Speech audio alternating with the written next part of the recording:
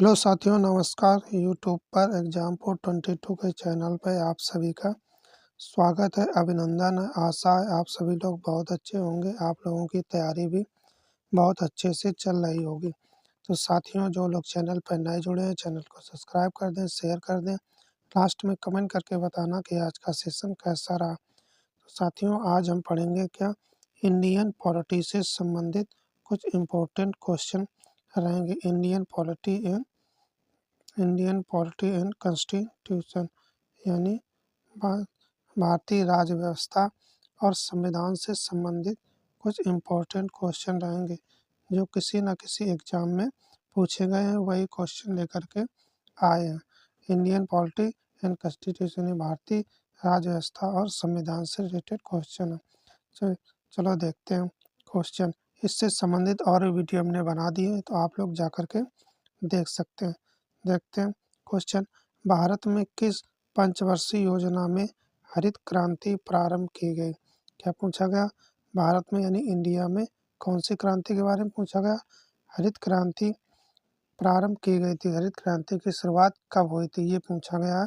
कौन सी पंचवर्षीय योजना में? पहला ऑप्शन हो जाएगा प्रथम, दूसरा हो जाएगा तीसरी यानी 3 नंबर तीसरी वाली पंचवर्षीय योजना, पहली वाली, या छठी पंचवर्षीय सी नंबर में, और डी नंबर में हो जाएगा 5वीं पंचवर्षीय योजना। पहले में, तीसरे में, छठे में या 5वीं कब हरित क्रांति की शुरुआत हुई थी? चलो हरित क्रांति के बारे में थोड़ा जान लेते हैं कि हरित क्रांति क्या है। हरित क्रांति जो है ये किससे संबंधित है? हरित क्रांति जो है ये खाद्यान्न से संबंधित है। किससे संबंधित है? खाद्यान्न से संबंधित है। खाद्यान्न उत्पादन से संबंधित है ये हरित क्रांति। खाद्यान्न उत्पादन में मोटे अनाज से संबंधित, जैसे गेहूँ हो गया, बाजरा हो गया या जौ हो गया, इससे संबंधित है। खाद्यान्न उत्पादन जो चीज़ खाई जाती है उससे संबंधित है ये हरित क्रांति। अब चलो इनके जनक के बारे में देख लेते हैं कि भारत में इनका जनक कौन है, अब विश्व में इनका जनक कौन है। इससे संबंधित क्वेश्चन कभी कभी पूछ दिया जाता है। चलो देखते हैं जनक के बारे में। देखते हैं भारत में यानी भारत में भारत में इनका जनक कौन है, ये पूछ देता तो भारत में जनक है MS स्वामीनाथन। कौन है? MS स्वामीनाथन है। कौन है? MS स्वामीनाथन जो है वो भारत में हरित क्रांति के जनक माने गए हैं। और विश्व में यानी दुनिया में, विश्व में कौन है हरित क्रांति के जनक? चलो इसके बारे में देख लेते हैं। तो विश्व में हरित क्रांति के जनक कौन है? विश्व में जो है कौन है? नॉर्मन बोरलॉग है। कौन है? नॉर्मन बोरलॉग जो है वह विश्व में हरित क्रांति के जनक माने गए हैं। नॉर्मन बोरलॉग कौन है? नॉर्मन बोरलॉग वो नॉर्मन बोरलॉग जो है वो विश्व में हरित क्रांति के जनक है। और भारत में कौन है? MS स्वामीनाथन जो है वो भारत के हरित क्रांति के जनक हैं, ये पूछा गया है। मगर क्वेश्चन में क्या पूछा गया है कि भारत में किस पंचवर्षीय योजना में हरित क्रांति प्रारंभ की गई है? इससे संबंधित हमने रिलेटेड जो क्वेश्चन बनते हैं वो आपको बता दिए। मगर क्वेश्चन पूछा गया कब प्रारंभ की गई, तो ये प्रारंभ की गई थी छठी पंचवर्षीय योजना में। कब प्रारंभ की गई थी? छठी पंचवर्षीय योजना में प्रारंभ की गई थी। तो इसका राइट आंसर हो जाएगा कौन सा? सी यानी छठी पंचवर्षीय योजना जब चालू हुई थी तभी हरित क्रांति आई थी। आइए नेक्स्ट क्वेश्चन देखते हैं। नेक्स्ट क्वेश्चन क्या है? भारत में कितने उच्च न्यायालय हैं? क्या पूछा गया? भारत में कितने उच्च न्यायालय यानी हाई कोर्ट के बारे में पूछा गया। किसके बारे में? हाई कोर्ट के बारे में पूछा गया। भारत में कितने उच्च न्यायालय? पहला ऑप्शन हो जाएगा 20 यानी 20, बी हो जाएगा 24 यानी 24, सी हो जाएगा 12 यानी 12, डी हो जाएगा, इसके बाद डी हो जाएगा हमारा 16 यानी 16। चलो देखते हैं इसका राइट आंसर क्या हो जाएगा। बताएं आप लोग। इस समय भारत में वर्तमान में 2024 में वर्तमान में कितनी हाई कोर्ट हैं? पहले कितनी थी तो अब वर्तमान में कितनी है ये बताना है। हाई कोर्ट कितनी है? तो वर्तमान में देखेंगे पहले जो थी वो कितनी थी, वो 24 थी। कितनी थी? 24 थी, मगर अब एक बढ़ गई है। चलो इसमें देख लेते हैं, एक ऑप्शन बढ़ा लेते हैं, ई नंबर एक ऑप्शन बना लेते हैं। तो वर्तमान में इस समय कितनी है? वर्तमान में 25 है। कितनी है? वर्तमान में 25 है, यानी 25 है। तो वर्तमान में हाई कोर्ट की संख्या कितनी है? तो 25 है। तो इसका ये राइट आंसर हो जाएगा। पहले कितनी थी? 24 थी इससे पहले, अब एक बढ़ चुकी है, 25 हो गई है। आइए नेक्स्ट क्वेश्चन देखते हैं। अगला क्वेश्चन क्या रहेगा? चलो ऑप्शन थोड़े ऊपर नीचे हो गए, मैनेज कर लेते हैं। देखते हैं क्या आएगा क्वेश्चन। राज्यसभा में अधिकतम सदस्य कितने होते हैं? क्या पूछा गया? राज्यसभा में अधिकतम सदस्यों की संख्या पूछी गई है, कितने होते हैं? तो पहला ऑप्शन हो जाएगा 552, 552। बी हो जाएगा 558। सी हो जाएगा 228 यानी 228।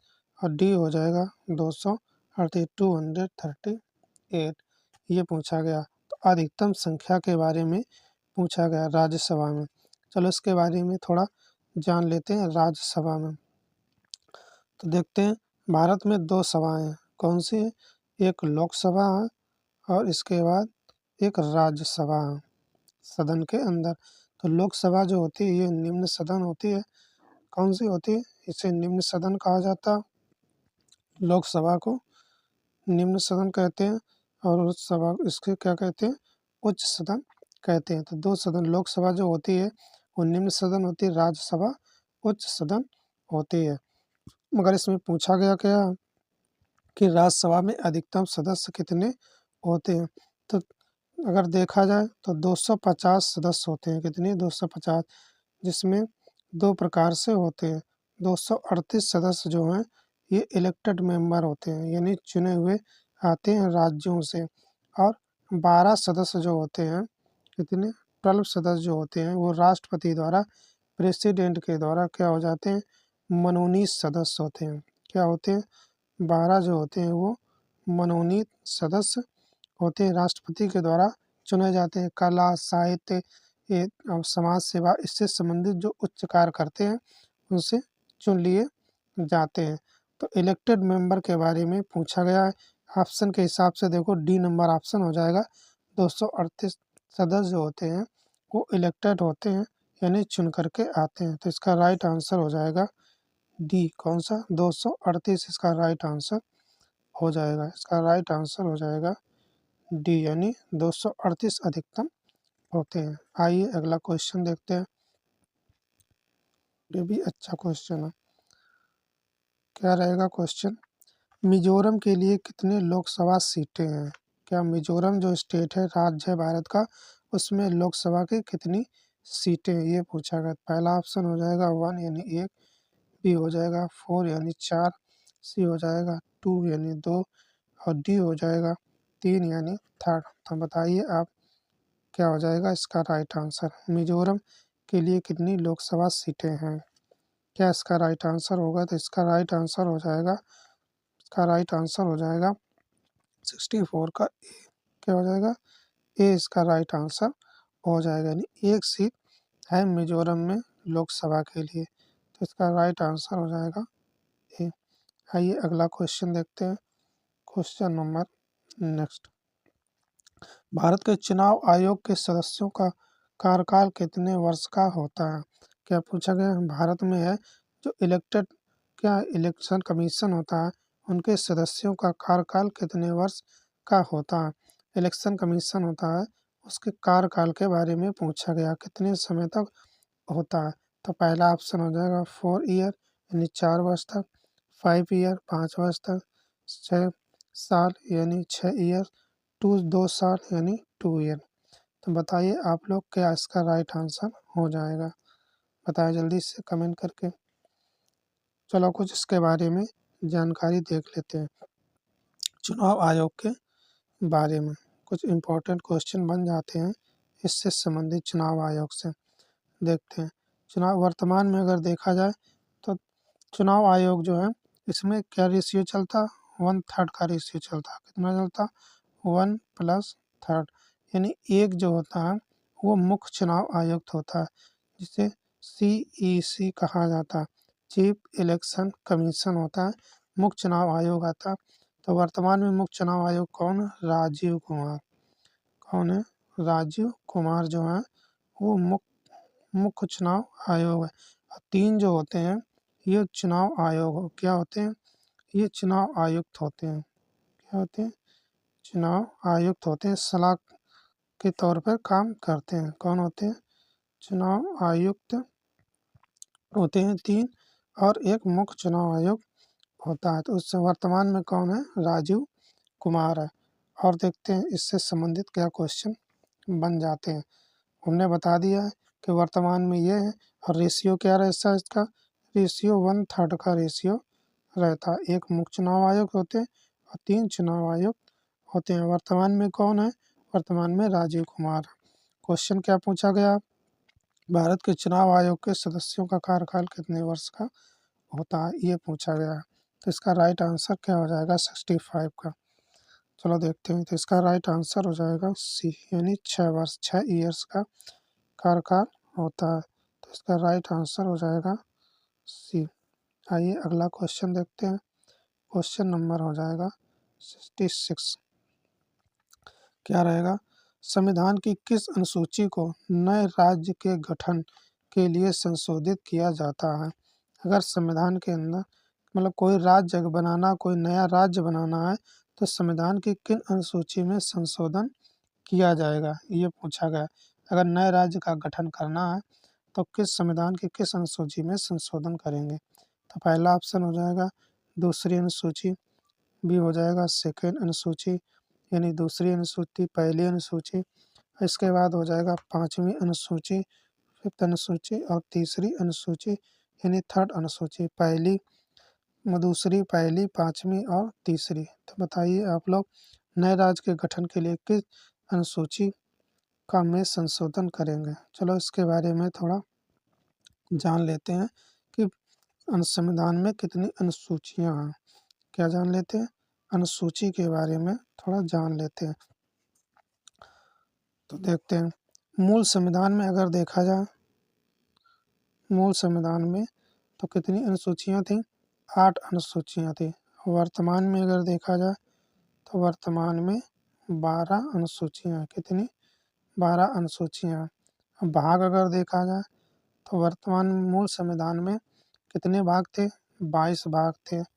और वर्तमान में कितने भाग हो गए हैं, 25 भाग हो गए हैं।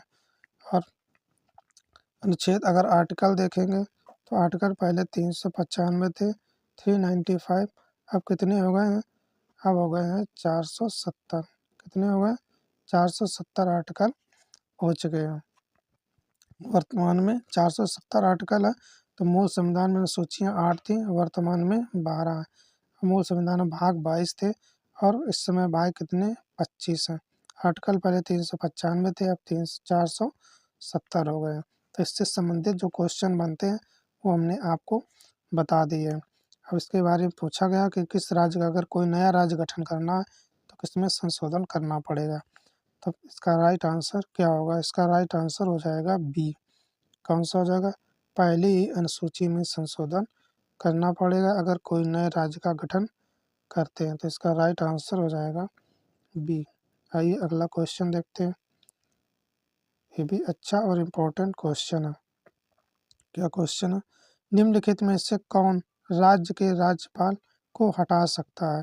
क्या पूछा गया, अगर कोई राज्य का जो राज्यपाल है उससे कौन हटा सकता है, किसके पास ही अधिकार होता है कि वो किसी भी राज्य के राज्यपाल को हटा सकता है। तो पहला ऑप्शन हो जाएगा राष्ट्रपति, बी हो जाएगा मुख्यमंत्री, सी हो जाएगा संसद, डी हो जाएगा इनमें से कोई नहीं, प्रेसिडेंट।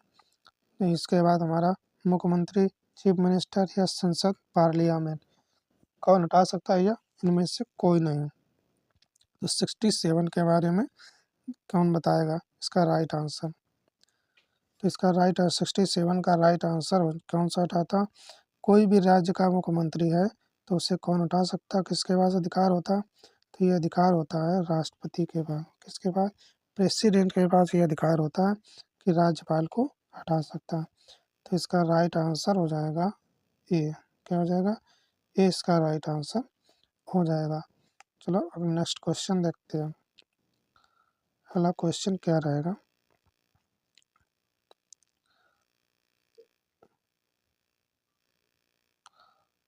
अगला क्वेश्चन है, लोकसभा सदस्य के लिए न्यूनतम आयु क्या है? क्योंकि लोकसभा का अगर सदस्य बनना है तो उसकी न्यूनतम आयु पूछी गई, नहीं मिनिमम आयु पूछी गई है कितनी होनी चाहिए। तो पहला ऑप्शन हो जाएगा 25 साल 25 ईयर्स, बी हो जाएगा 30 साल यानी 30 ईयर्स, सी हो जाएगा 35 ईयर्स यानी 35 साल, या 40 ईयर्स 40 साल। तो बताइए आप लोग, लोकसभा सदस्यों के लिए न्यूनतम आयु कितनी होती है, ये पूछा गया है 68। चलो इसके बारे में जान लेते हैं थोड़ा। एक दिए गए है 25, तो ये जो होती है ये लोकसभा के सदस्यों की न्यूनतम आयु होती है। लोकसभा सदस्य जो होते हैं उसकी न्यूनतम आयु होती है। और एक दिया गया है 30 ईयर्स, कितना दिया? 30, ये राज्यसभा के सदस्यों के लिए होती है। किसकी? राज्यसभा के सदस्यों को की न्यूनतम आयु के लिए होती है। और देख लेते हैं, एक दिया गया है 35 वर्ष। कौन दिए गए? 35 वर्ष। तो इसमें 3 लोगों को आप लोगों को याद रखना है। पहला राष्ट्रपति की, राष्ट्रपति पद के लिए न्यूनतम आयु जो होती है वो 35 वर्ष होती है।